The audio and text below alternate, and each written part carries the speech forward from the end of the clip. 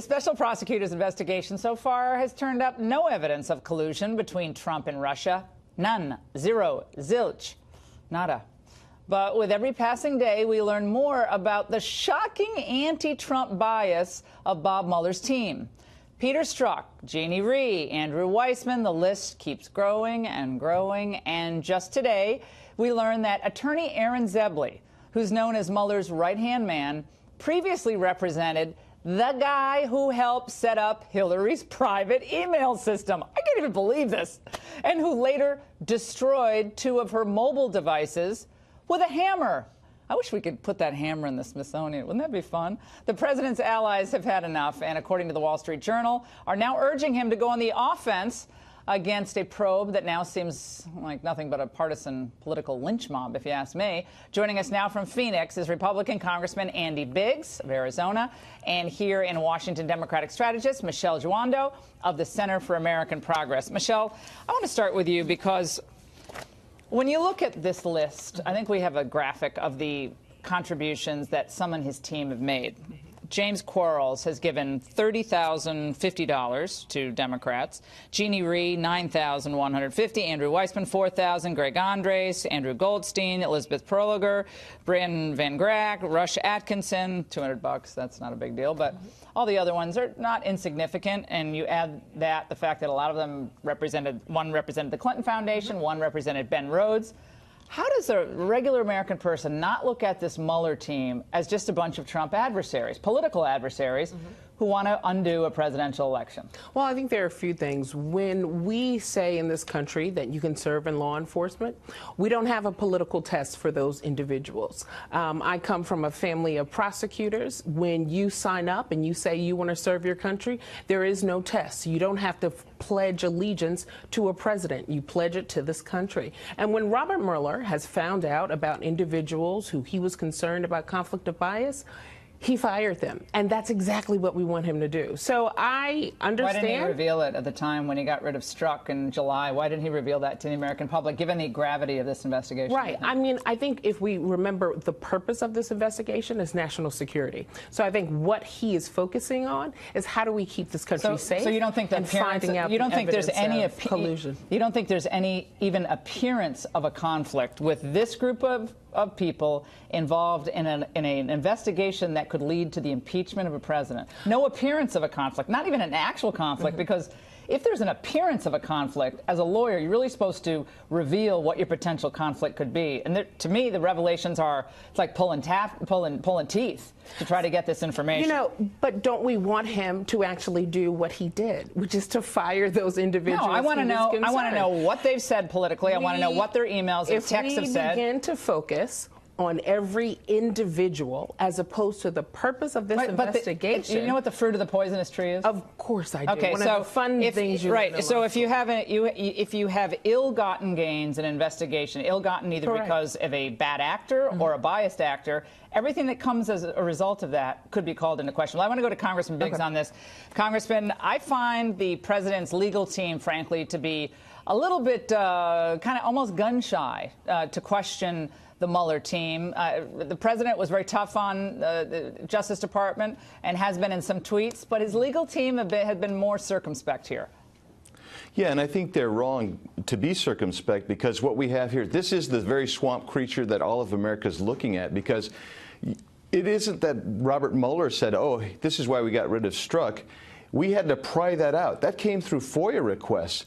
Congress has asked for information. We're not getting it. One thing we found out from Director Sessions and Director Wray, or Attorney General Sessions and Director Wray, is they don't even have a process for vetting and for conflict of interest. So most private sector law firms and even in prosecutorial agencies, if you have a bias, you've got to disclose that bias, because it's an ethical violation to take a conflict of interest case. So people check that out. These biases are not inconsequential. If you're giving $30,000 to Democrats, guess what? You're all in. You're all in. If you are being critical of President Trump and in an overt way showing up at resist movement issues, you're not just saying, hey, I'm a political participant. Well, it undermines the credibility. I'm going to ask you both. Yes. Does this not undermine the credibility of an investigation when you have rank partisans who worked for Ben Rhodes, who worked for the Clinton Foundation, and now someone who actually represented the guy who destroyed the email, the devices, with a hammer. So you're actually working for the political adversary of the guy you're now investigating. Now, if that's not an apparent conflict of interest, then I don't know what is. But I think it undermines the overall integrity of an investigation that, frankly, should be unassailable, given the gravity of it. Michelle, you can close out. Laura, I think we need to remember that we're talking about someone who served this country in Vietnam. He has had respect on both sides of the aisle for years. And if we are now saying that someone who is as respected as Robert Mueller is... So he can never make a mistake? Of course you can make a mistake. But the question is, why are we raising these questions now as he continues because to we're get finding out closer the information to now. President Trump's inner circle? Well, did you agree with Bill Clinton when Bill Clinton went after you know what I'm going to ask. Okay. If Bill Clinton went after Ken Starr's legal team for being biased, did you criticize him for doing that? When we are focused on national security and when we want to get to the root of what role There's no Russia collusion. There's no Russia collusion. They gave that up long ago. Then I think where's the Russia collusion? Recognize that this is about protecting one another. Where's the Russian collusion? He's not interested in going after partisans. He's interested in keeping this country Where's safe. the Russian collusion? And I think it's actually almost comical that the FBI, they're it's mostly comical that you white can't answer the conservative men at the FBI, and now we are saying that all of a sudden they're like raging liberals. The people on the investigation are raging liberals. Almost like comical, Laura. Okay, so Andrew Weissman's a raging liberal? I think raging conservative? I think it's almost comical. No, what's comical is that you didn't criticize Bill Clinton's people when they were trashing Ken Starr. As I recall, I don't think those guys were being criticized because they were actually smart. They went on the offense against Ken Starr, and that's why in the end the Starr report ended up leading to impeachment. But in the end, Bill Clinton ended up more popular because last time I checked, the gals in the Senate ended up doing a pep rally for Bill Clinton after that impeachment. National security isn't a partisan issue. That's never been a partisan issue. Congressman, close it out. Well, look, nobody's criticizing Mueller's veterans history. We're criticizing the way he's conducting this investigation, which is loading up the team. It's like playing basketball, and not only is the other team against you, but all the refs, the scorekeeper, and everyone else. And that's what you've got going on here, and that's the problem with Mueller.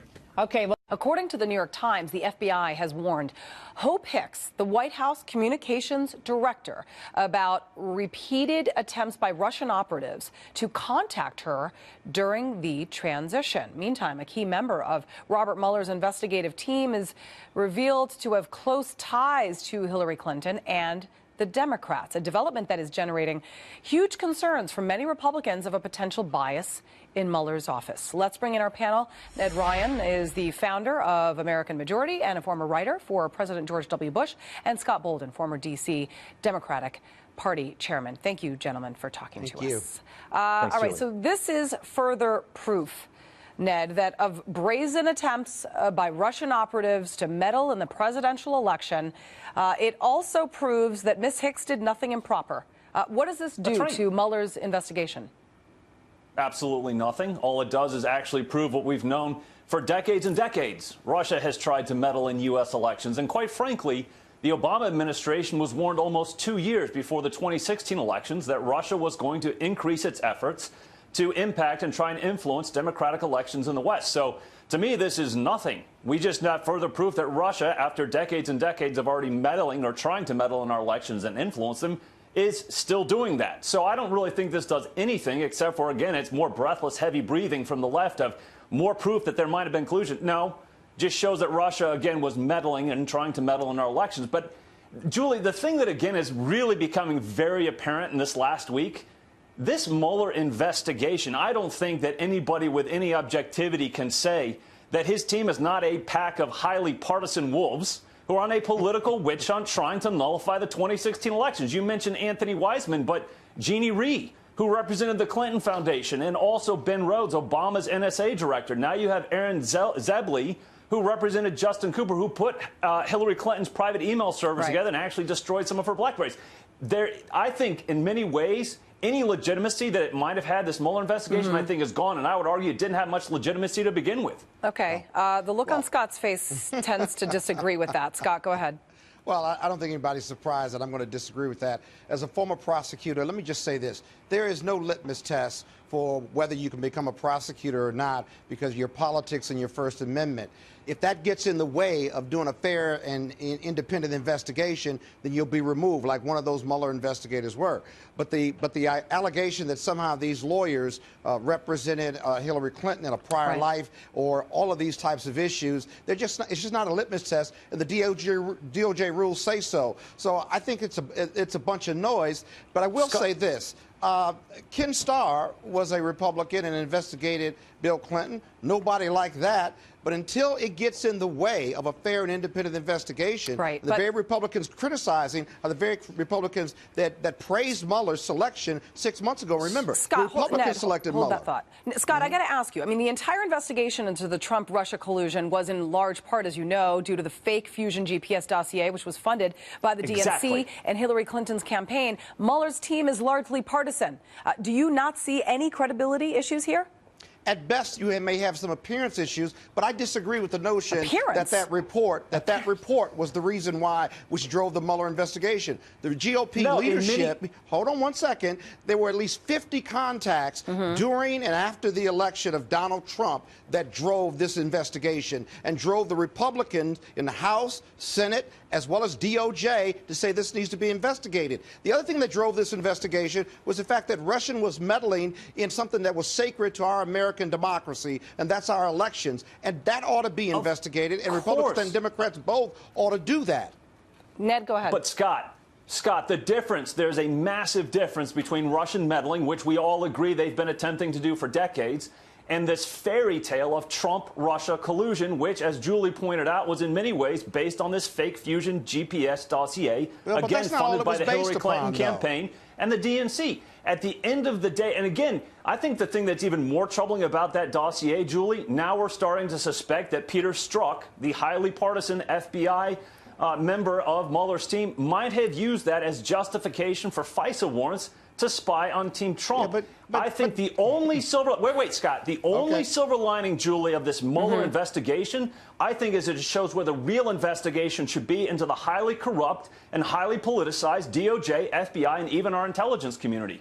You know, the problem with those allegations and that presentation is that it's all based on conjecture, if you will. The Republicans and the Trump campaign had over 50 contacts with Russia. And yes, Russia was digging deep into the Trump campaign, and Donald Trump, quite frankly, they were digging back because collusion is an act, if you will. It's not a crime. It's not a result. And we know there's evidence that there was conversations going back and forth about getting Clinton material to help Donald Trump win. The reason for the investigation was to prove. Hold on a second. The reason for the investigation was to prove collusion, to prove that President Trump, or then candidate Trump, actually colluded with the Russians. He was in Vladimir Putin's back pocket, and that he worked with. I understand, but there is no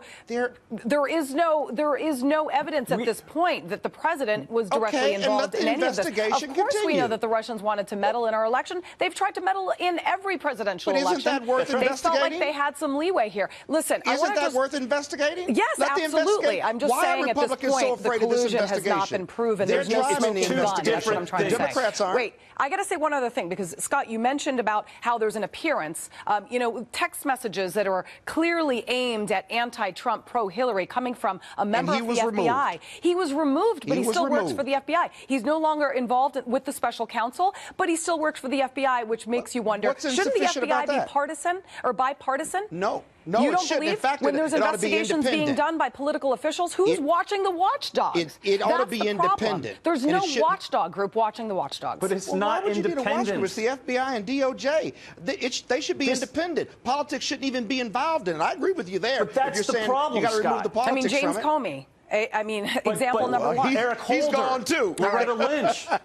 All right, She's all the time. Hey, my producers wrapped me like 12 minutes ago or something like that. So I have to. We got a lot more to say, don't we? I do too. Thanks, Julie. All right, I'll see you guys later. Thanks. Thank you. Scott and Ed.